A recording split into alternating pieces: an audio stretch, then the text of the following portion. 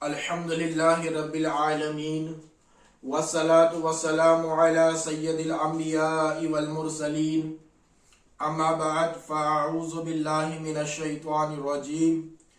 بسم اللہ الرحمن الرحیم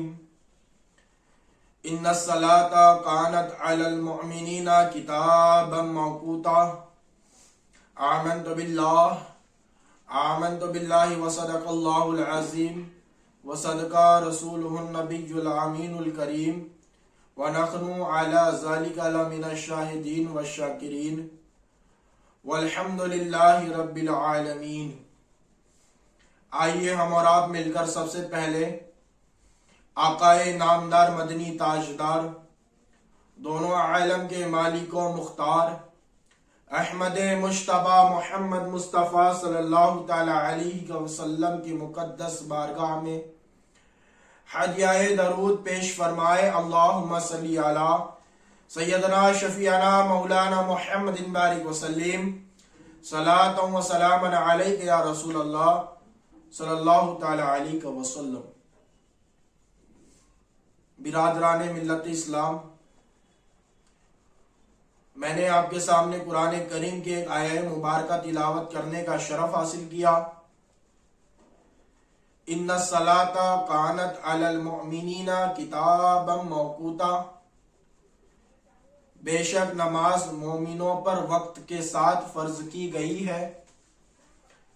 اس سے ہمیں یہ معلوم ہوتا ہے کہ جو نماز ہے اس کا ایک وقت مقرر ہے، اسی وقت کے اندر اس نماز کو پڑھنا یہ ضروری ہے۔ اگر کوئی بندہ جو وقت ہے اس وقت کے اندر اس نماز کو نہیں پڑھتا تو وہ گناہگار ہوگا، اور اسے چھوڑ کر اس وقت میں اس نماز کو نہیں پڑھتا بلکہ اسے قضا کر کے پڑھتا ہے، نماز تو ہو جائے گی، قضا تو ہو جائے گی، مگر اس کا جو وہ ثواب جو اس وقت میں وہ نماز پڑھتا وہ اسے نہیں ملے گا۔ اللہ تبارک و تعالی نے بندہ مومن پر نماز فرض کی گئی ہے، اور 5 وقت کی نماز مومنوں پر فرض ہے۔ ان 5 وقت کی نماز ان 5 وقت کے اندر پڑھنا فرض ہے۔ یہ نہیں کہ عصر کی نماز مغرب میں پڑھو، مغرب کی نماز عشاء میں پڑھو، عشاء کی نماز فجر میں پڑھو، یہ نہیں ہو سکتا، یہ نہیں ہو سکتا، اس لیے کہ جس وقت کی نماز ہے اسی وقت میں اسے ادا کرنا ہے، اور اگر بندہ اس نماز کو اس وقت میں ادا نہیں کرتا تو وہ گناہگار ہے۔ جو آیت میں نے تلاوت کی، جس کا تلاوت کرنے کا شرف حاصل کیا، ان الصلاۃ کانت علی المؤمنین کتابا موقوتا، بے شک نماز مومنوں پر وقت کے ساتھ فرض کی ہے، باندھی ہوئی ہے۔ تو نماز جو ہے فرض ہے، اور یہ ایسا فرض ہے کہ جسے ادا کرنا بے حد ضروری ہو چکا ہے۔ اگر ہم لوگوں کو چاہیے کہ ہم اپنے دل کے اندر، ہم اپنے پورے ہوش و حواس سے یہ ٹھان لے، یہ عہد کر لے، یہ اپنے اندر طلب پیدا کرے، یہ اپنے اندر چاہت پیدا کرے کہ چاہے زمین کے اندر دنیا کی بڑی سے بڑی پریشانی آ جائے پھر بھی میں نماز پڑھوں گا، اپنے اندر یہ ٹھان لے کہ گھر کے اندر پریشانیاں آ جائے پھر بھی نماز پڑھوں گا، اور یہی ٹھان لے کہ میں آخری وقت ہو اس وقت میں، اس سے قبل میں مجھے موقع ملتا ہے کہ میں وضو کر کے مصلی پہ کھڑے ہو کر اللہ کی بارگاہ میں سجود ہو جاؤں تو بھی میں نماز پڑھوں گا، چاہے میرے گھر کے اندر کوئی فوت ہو جائے، کوئی اس دنیا سے چلا جائے، پھر بھی میں نماز पढ़ूंगा, चाहे जमीन के अंदर की तमाम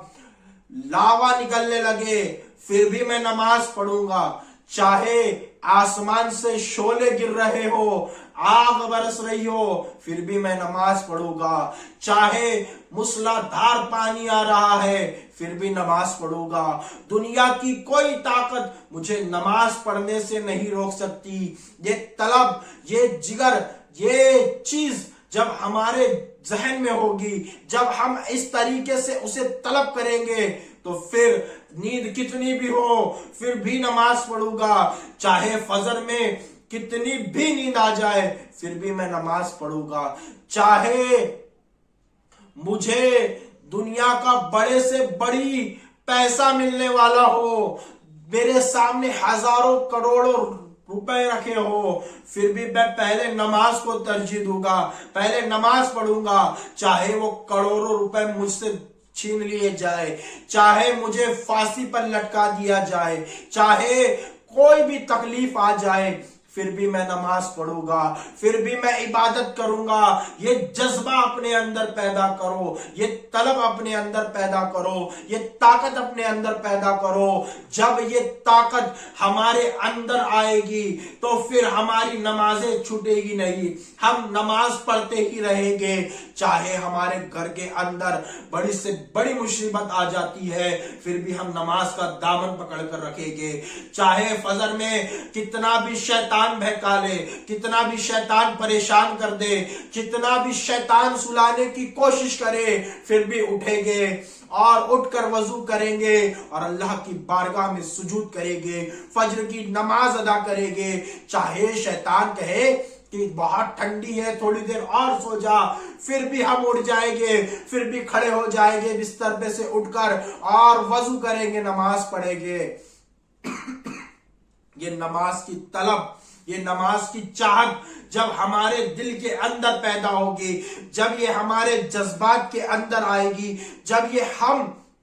ठान लेंगे, तो बड़ी से बड़ी दुनिया की परेशानी भी आ जाए फिर भी नमाज नहीं छूटेगी, बड़े से बड़ी ताकत हमारे खिलाफ खड़ी हो जाए फिर भी नमाज नहीं छूटेगी। ये चाहत अपने दिल के अंदर पैदा करो, ये चाहत अपने दिल के अंदर पैदा करो, ये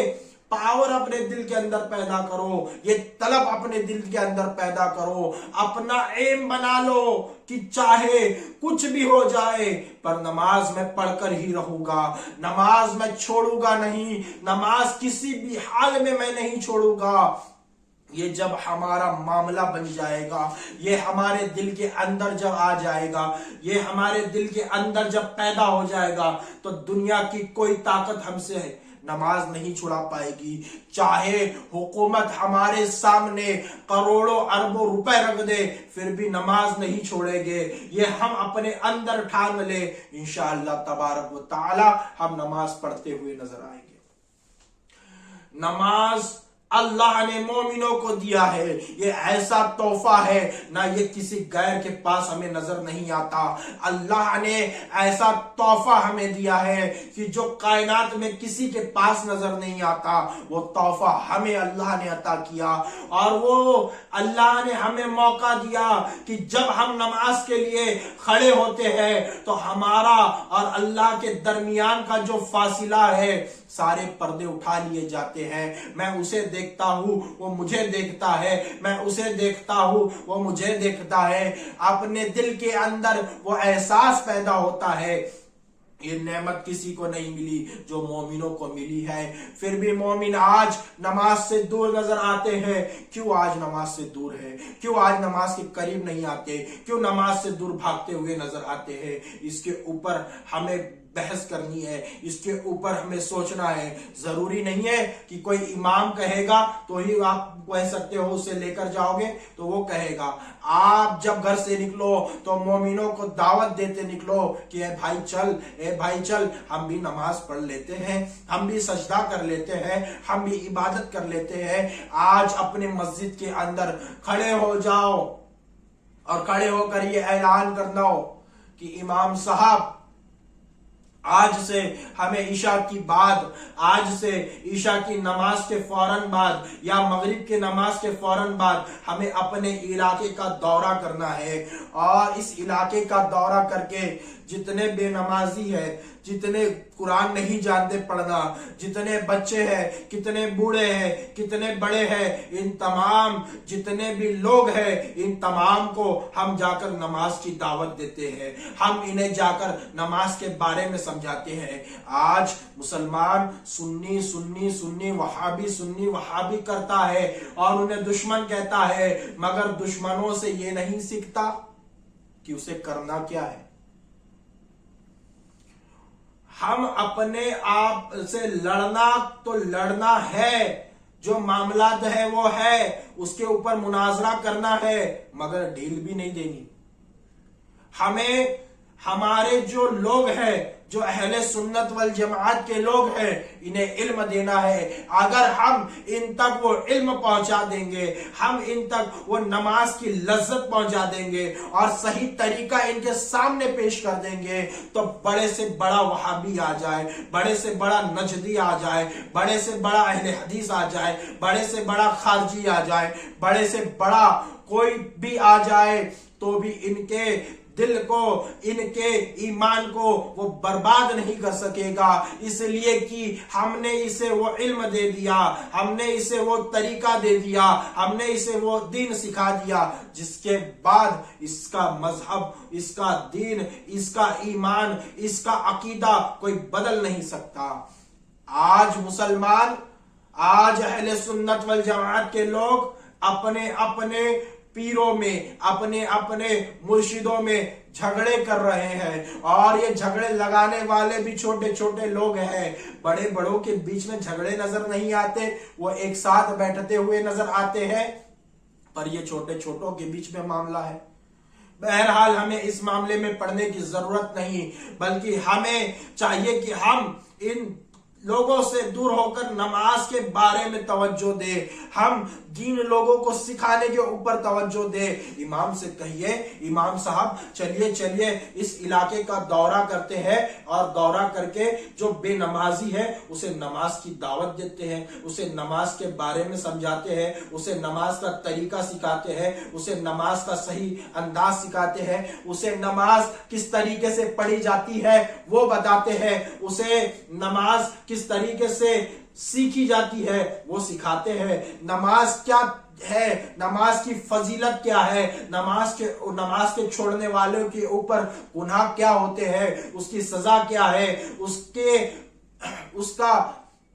نحوست کیا ہے جو نماز چھوڑ دیتا ہے۔ یہ جب بندے کو بتایا جائے گا، یہ جب بندے کو جب سمجھایا جائے گا تو بندہ سیکھے گا، اور یہ نہ کہے کہ ہم نے بہت کر کے دیکھ لیا، ہم نے بہت پریکٹس کر لی، ہم گئے، ہم نے بولا، پھر بھی نہیں آتے۔ نہیں نہیں نہیں، یہ غلط ہے۔ آپ کو چاہیے کہ آپ بار بار اسے فورس کرے، بار بار اسے کہے کہ بھائی نماز کو چل، نماز کو چل، چاہے وہ آپ کو دیکھ کر آپ کا اپنا گھر کا دروازہ لگا لے، پھر بھی آپ اس کو فورس کریں کہ بھائی نماز کے لیے چلو، نماز کے لیے چلو۔ ایک دن، 2 دن، 3 دن وہ نہیں آئے گا، مگر شرما شرمی کے طور پر وہ پھر آپ کے ساتھ نماز کے لیے آنے لگے گا۔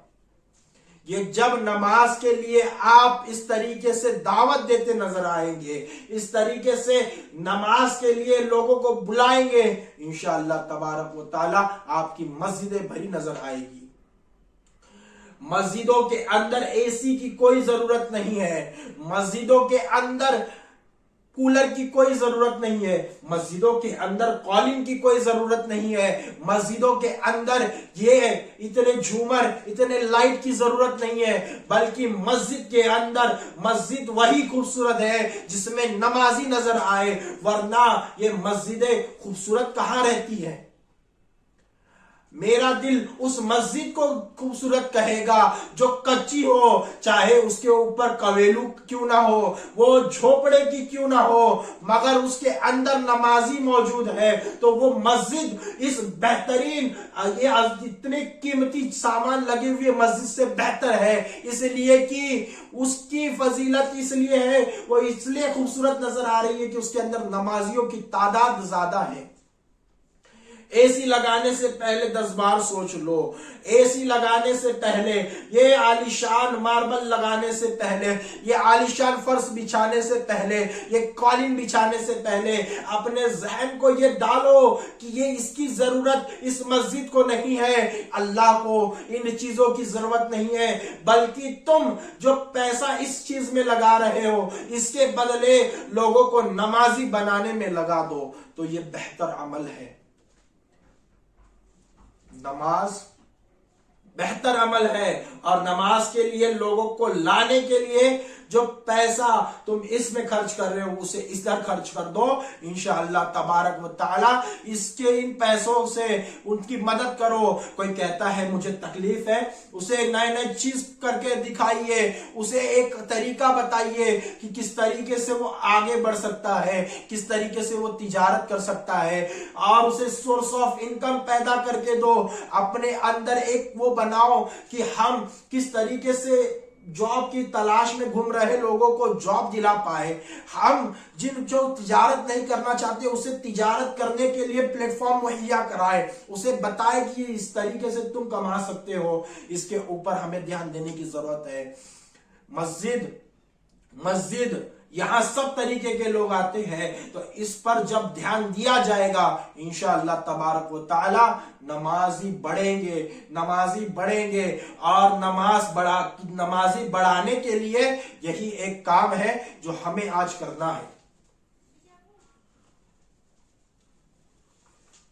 الحمدللہ رب العالمین وآخر دعوانا ان الحمدللہ رب العالمین۔ اللہ تعالیٰ سے دعا ہے کہ اللہ تعالیٰ ہم اور آپ کو